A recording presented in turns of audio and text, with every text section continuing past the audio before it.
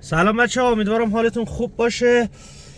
امروز دقیقا 2 ماه و 22 روز از کاشت من گذشت. یعنی من 2 ماه و 22 روز قبل روزی بود که رفتم کاشت موهامو انجام دادم. بعد 2 ماه میبینید شرایط موها در اومده و یه سریاش هم داره جوونه میزنه، کمی رشد کردند.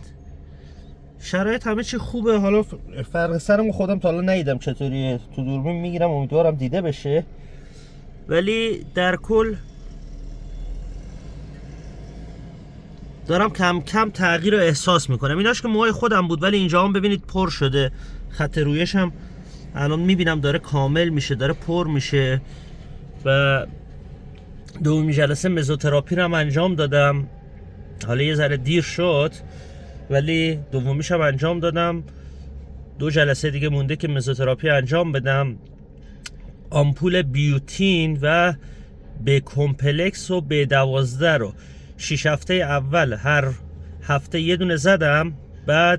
بعد اون الان دیگه کمش کردم. یعنی من 6 بار آمپول رو هر هفته یه دونه زدم. بعد اون دیگه الان هر 20 روز 15 تا 20 روز یه دونه آمپول بیوتین میزنم با یه دونه آمپول به کمپلکس و به 12 که دوتاشو با هم دیگه ترکیب میکنی یه سرنگ. 2 تا سرنگ کلا میشه، یه دونه بیوتین، یه دونه به کمپلکس و به 12.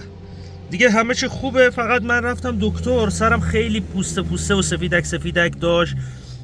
بعد یه شامپوی داد، دئودراگ نمیدونم چیه، گفت یه بیماری پوستیه که باید قبل از کاشون رو درمان میکردی و که من این کار رو انجام نداده بودم. گفت حالا چون نزدیک 3 ماه دیگه تقریبا فولیکول ها ثابت شده، از اون شامپو هفته اول 3 بار استفاده کنم، هفته دوم 2 بار و هفته سوم 1 بار استفاده کنم. بعد از اونم گفت هر وقت دیدی سرت سفیدک زد از اون شامپو استفاده کن.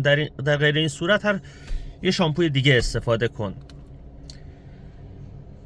حالا یه چند روز استفاده کنیم ببینیم به کجا میرسه و دوباره اونم نتایجش رو باهاتون اشتراک گذاری میکنم. ولی اگه خواستید کاشت مو انجام بدید، بیماری پوستی چیزی دارید، حتما قبلش درمان کنید. من خودم نمیدونستم، فکر میکردم طبیعیه. قبل از کاشتم هم همیشه موام شوره میزد، بعد یه وقتایی حتی ریشام و ابروام هم شوره میزد که نمیدونستم ممکنه بیماری پوستی باشه. ولی اونقدر چیز حادی هم نیست، چیز خاصی هم نیست.